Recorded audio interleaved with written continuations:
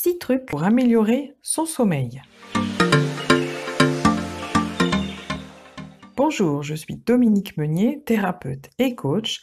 J'accompagne les femmes souffrant de charge mentale et de trop-plein émotionnel à retrouver une vie joyeuse et légère en apprenant à lâcher prise et à gagner en confiance en elles. Alors aujourd'hui, nous allons parler sommeil. Nous le savons tous, un sommeil réparateur est important et même vital. Un tiers de notre vie sert à dormir. Le sommeil reste un besoin physiologique nous permettant de récupérer physiquement et psychiquement, mais aussi d'aider au bon fonctionnement de certains processus biologiques, cognitifs, etc. Pour autant, la France reste dans le trio des plus gros consommateurs de somnifères. Les troubles du sommeil sont courants et peuvent véritablement gâcher la vie.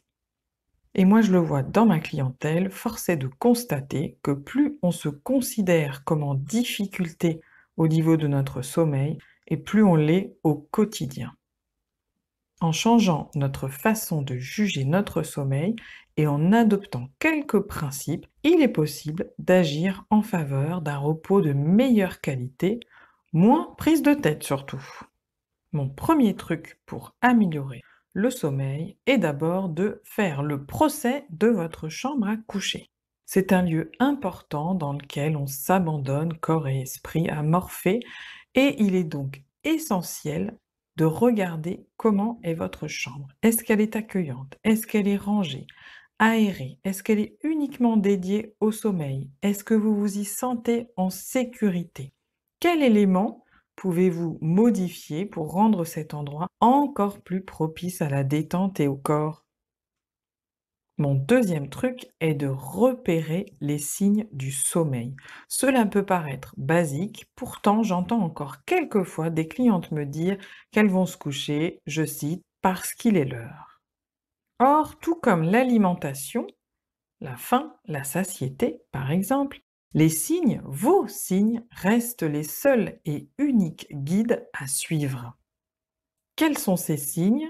Des bâillements, par exemple, l'impression d'avoir les paupières lourdes, une diminution de l'attention, les yeux qui piquent, un ralentissement généralisé, une sensibilité au bruit ou à la lumière.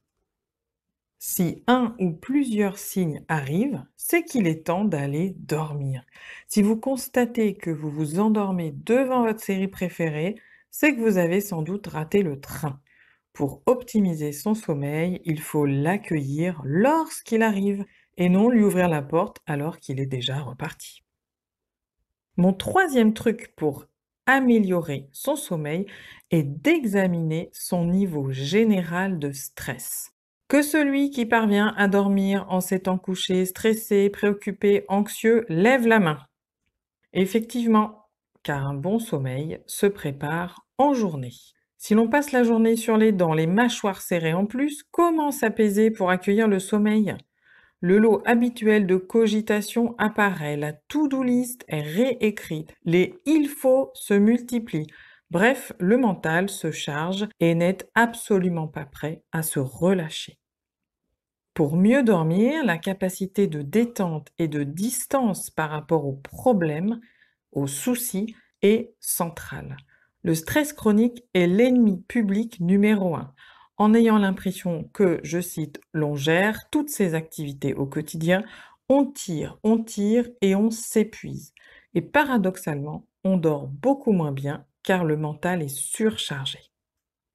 Si vous n'y parvenez pas seul en prenant soin de vous, par exemple, apprendre à relativiser, à interroger son rapport au travail, à pratiquer un sport ou de la méditation, avoir des hobbies, apprendre à laisser le travail au travail, arrêter les suppositions, etc., etc., faites-vous aider par un sophrologue ou un thérapeute, par exemple. Parce que sans modifier votre façon de faire, les choses ne changeront pas. Mon quatrième truc pour améliorer son sommeil est de se coucher relationnellement serein. Dans la même logique que le point précédent, se coucher fâché est totalement contre-productif pour espérer se reposer correctement. Chaque jour, il est important de se mettre au lit sans aucune dette relationnelle. Et si vous ne parvenez pas à régler le conflit ou à apaiser la dispute, proposez au moins d'en parler prochainement avec la personne concernée. Mon cinquième truc est d'accueillir les réveils et les insomnies plutôt que de bloquer dessus en râlant. Si vous êtes régulièrement concerné par des insomnies ou des réveils nocturnes et que vous avez revu les points précédents, une clé réside dans le fait de traverser ces moments différemment. La plupart du temps, on râle, on peste encore et encore. Le résultat, c'est pire. On s'agace en voyant les chiffres de l'heure défiler inéluctablement alors que nos paupières sont grandes ouvertes. Pour commencer, accueillez ce réveil ou cette insomnie. Bon, ok, vous êtes réveillé, peut-être y a-t-il quelque chose qui vous a dérangé.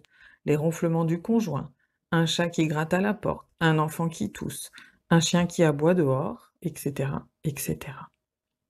Refermez les yeux, utilisez des bouchons éventuellement pour vos oreilles, en vous concentrant sur chaque partie de votre corps, depuis vos pieds jusqu'à votre tête, pour relâcher chacune de ces parties. Utilisez l'intention de lourdeur et ou de chaleur pour vous y aider. Par exemple, je prends conscience de mes pieds, puis je les relâche comme s'ils étaient plus lourds et plus chauds. Je prends conscience de mes chevilles, puis je les relâche comme si elles étaient plus lourdes ou plus chaudes, etc., etc. Et si vraiment, au bout de 20 à 30 minutes, vous en êtes toujours au même point, levez-vous, allez faire pipi, allez boire un verre d'eau, évitez d'allumer la lumière, restez dans la pénombre, et puis peut-être installez-vous sur votre canapé avec un livre ou une liseuse et faites-le pleinement, sans râler. Évitez les écrans, oui, je sais, c'est dur, parce qu'ils dérégulent notre mélatonine utile au rythme du sommeil. Et puis au bout de 20 à 30 minutes, ou avant, si les signes du sommeil se manifestent, retournez vous coucher et faites l'exercice de détente précédemment décrit. Peu à peu, vous verrez, vous serez beaucoup plus serein avec vos éventuelles insomnies, vous parviendrez à les accueillir et à les gérer de la façon la plus juste pour vous. Sixième et dernier truc, après une mauvaise nuit, octroyez-vous une sieste ou un petit temps de repos. Si votre nuit a quand même été courte, agitée, pénible, prévoyez à la pause déjeuner, par exemple, ou en début d'après-midi, de vous poser quelques minutes. Idéalement 20 minutes, mais 10 minutes, c'est déjà parfait. Dans votre voiture ou dans votre bureau, en fermant la porte pour être tranquille, ou bien sur un banc dans un parc, asseyez-vous confortablement, le dos appuyé, les mains sur les cuisses, fermez les yeux et refaites l'exercice de détente corporelle partie par partie. L'objectif premier n'est pas de dormir, mais de vous relaxer. Ce temps est un puissant outil de récupération. Il n'a pas besoin d'être long. L'essentiel est qu'il soit vécu en conscience et en toute bienveillance envers vous-même. Je vous remercie pour votre écoute. N'hésitez pas à liker, partager ou commenter. Je vous dis à bientôt pour un nouveau podcast.